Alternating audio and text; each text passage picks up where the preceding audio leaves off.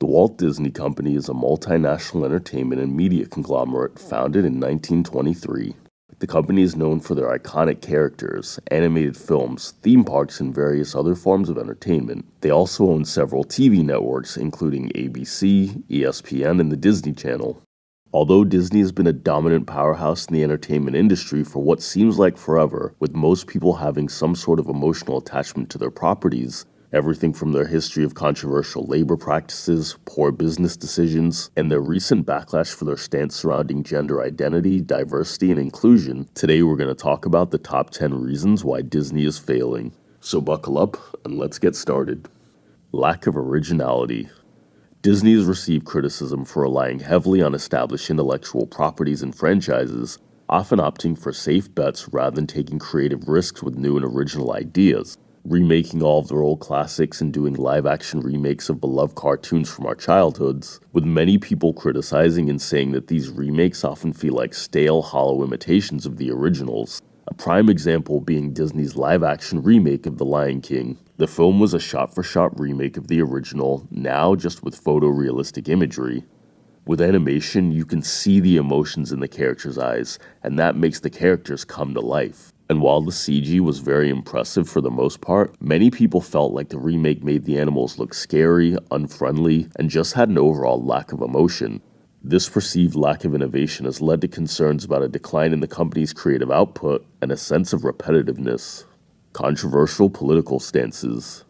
It's no secret that Disney has been inundated with controversy as of late, with many parents adamantly expressing their concerns. Disney has always been seen as a family-friendly, but most of all, child-friendly brand. But with a lot of their recent programming and political decisions, for many parents it seems this is no longer the case. In 2022, Florida's Governor Ron DeSantis introduced a controversial bill which many referred to simply as the Don't Say Gay bill. The bill worked to prohibit instruction or discussions about sexual orientation, gender identity, and queer representation in kindergarten through third grade. Disney came out and strongly opposed this bill, saying that it should have never been signed into law, and this led many parents and advocacy groups to believe that Disney was pushing a certain agenda on children. And considering their rise in LGBTQ characters and programming, many people accuse them of pandering to niche groups rather than appealing to its family-friendly core audience. We've also seen the rise in many so-called woke social issues in Disney's programming, issues like girl power, feminism, race issues, and diversity and inclusion.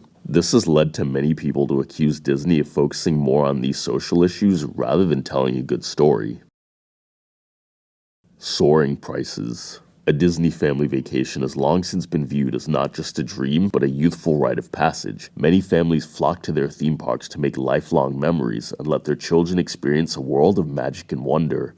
But now, with the astronomical price of admission, food, and anything related to a Disney vacation, many families are saying that Disney has abandoned its core audience of middle-class families, and they've turned into a corrupt company that's only focused on greed and only caters to the rich. They've also been taking away perks that were previously included and now charging more of a premium for additional services. Things like Magical Express transportation and free magic bands have disappeared. So what was once thought of as affordable for many middle-class families is now seen as a premium and aspirational product that many families will sadly never get to experience.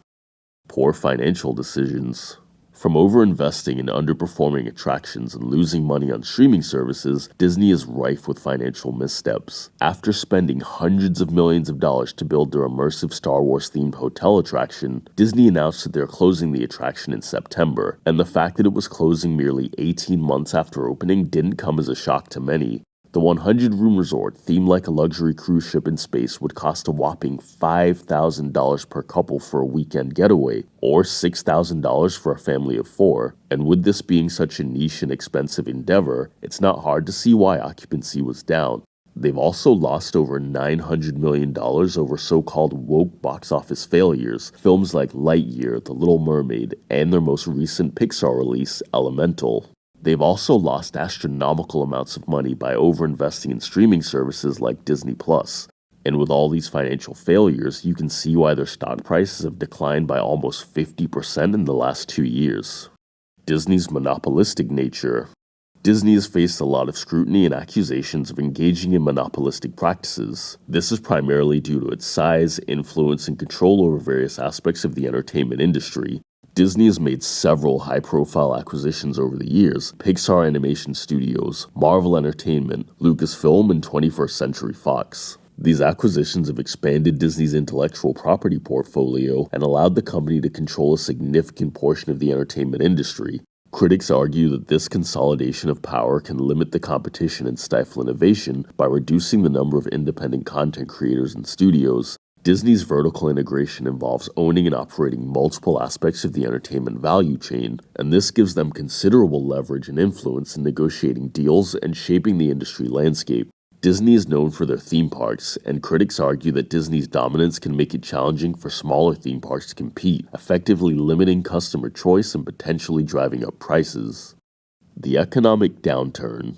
Severe economic downturns such as the global financial crisis in 2008 or the COVID-19 pandemic in 2020 and beyond, these events had a significant impact on Disney, as they did for many companies in the entertainment and tourism industries. During these periods, consumer spending tends to decrease, leading to lower attendance at Disney's theme parks. The closure of the parks due to the COVID-19 pandemic, for example, resulted in a significant loss of revenue for Disney. Reduced attendance from ticket revenue sales, food, merchandise, and other park offerings have had a direct impact on Disney's financial performance. And during these times, individuals and families often cut back on discretionary expenses. This can result in a decreased box office revenue for Disney's film releases, lower merchandise sales, and reduced spending on other entertainment offerings. Economic downturns can also lead to production delays and the postponement of film releases. This was evident during the COVID-19 pandemic, with many film releases that were delayed. Controversial labor practices. Disney has faced allegations of paying low wages to its employees, particularly in roles such as theme park attendants, custodial staff, and retail workers. Critics argue that these wages may not be sufficient for employees to meet their basic needs, especially considering the high cost of living in some Disney park locations. Concerns have been raised regarding the working conditions for employees at Disney's theme parks and resorts. Some of these issues include long working hours, limited breaks, and physically demanding tasks. The demanding nature of the entertainment industry, including the need to maintain park operations and accommodate guest needs, this can result in long hours and challenges in maintaining work-life balance for Disney employees. Poor customer service.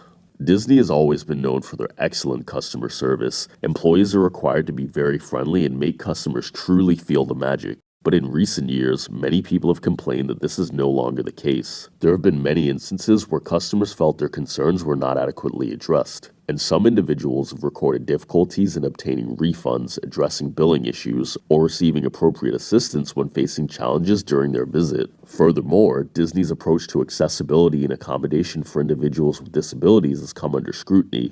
In 2013, the company faced a lawsuit alleging that Disney parks did not adequately accommodate guests with cognitive disabilities, and this led to policy changes and the discontinuation of the Guest Assistant Card program.